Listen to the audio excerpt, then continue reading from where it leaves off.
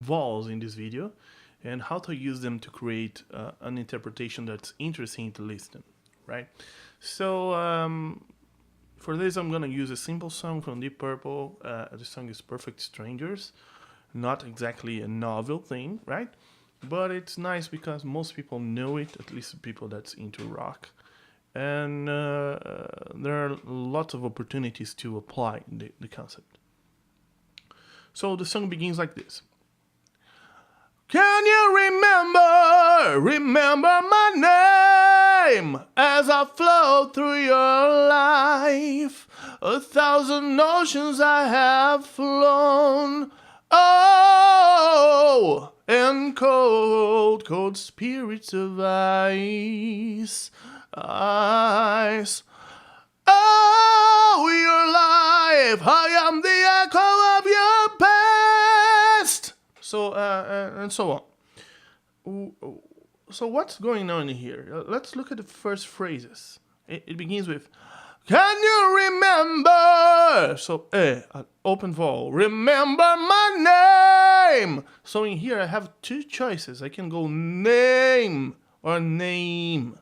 And depending on the choice I make, it changes the feel of the song. And no matter the choice you're gonna make, you have to be aware of it. Because the next verse, it begins like this. The phrase is, I am returning an echo of a point in time. So again, there are vowels that you have to deal with. But right on the first phrase, it's, I am returning. If you go for the E, I am returning the echo of a point in time. It's not consistent to what you did before because it went, can you remember? I am returning. It changes the idea. If you narrow the vowel, if you go for the E, even if you go strong like I'm doing. So you have an option that you can make in here. You can make a choice and open that vowel. So instead of saying returning, you're gonna sing returnen, like this. I am returning. Now makes much more sense compared to the first verse. Can you remember? I am returning. Remember my name. An echo of a point in time. Again, it's consistent. It's open, vowel open here, vowel open here. If you wanted to make it more consistent, you can go for O in time. Instead of saying time, go time. Because it will sound more consistent with E. Remember my name, an echo of a point in time, and distant faces shine. Again, I'm narrowing. Again, consistent with the other interpretation line. So what I'm doing is creating a pattern. I'm repeating the same ideas so that there is a pattern within the melody and within the rhythm and the interpretation line that you already had. You're creating another layer of interpretation. So there's more information. And when you do this, what happens is the person listening, even if they are not aware, they start to identify the patterns that you're using. And as you continue to use the same, they begin to predict what you're going to do next.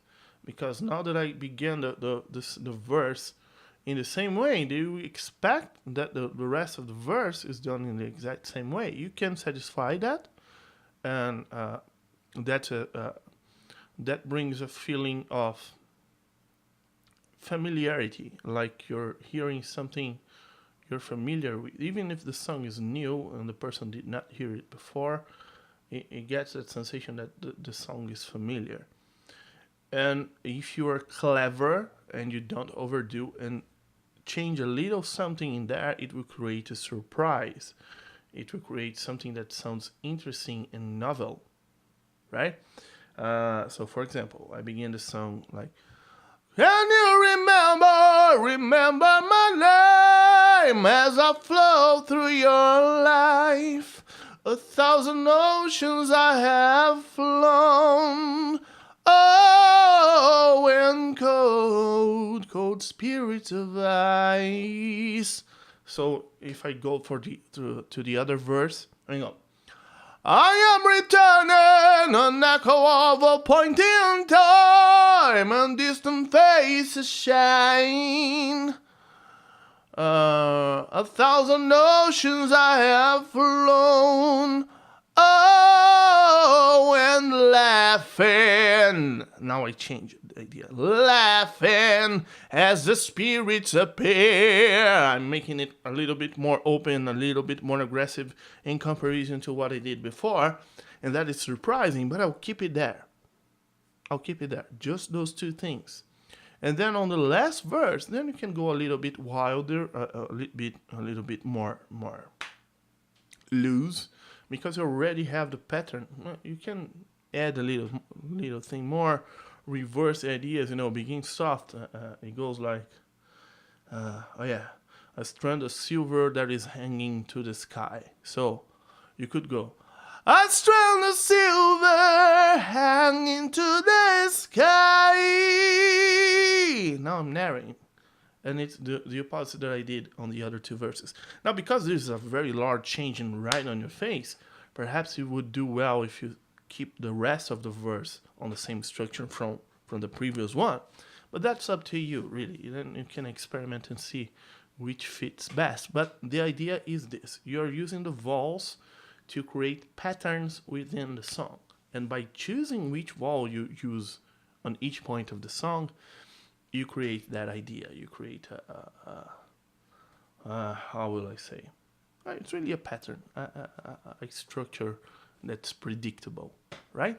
And that is something that sounds interesting. No matter how you're singing the song, if you create that, it's gonna sound interesting because there is content, right? That's it. Vowels, how to use them on interpretation. I made this video because it's a question that appeared on the forum. The person was asking why singers open vowels when they are not supposed to be open. Like instead of singing you sing yo, yo. Well, that's why most of the times, but not always you're gonna be opening the vowel. Sometimes you narrow it too. You close it when they are supposed to be open, right? I hope it's clear. And well, really use this. It makes stuff sound good. There is almost no cost, right? Except that when the notes are a little bit higher, perhaps you have some restrictions on the vowels. But that's your problem. I don't care. Solve it. Okay. See ya.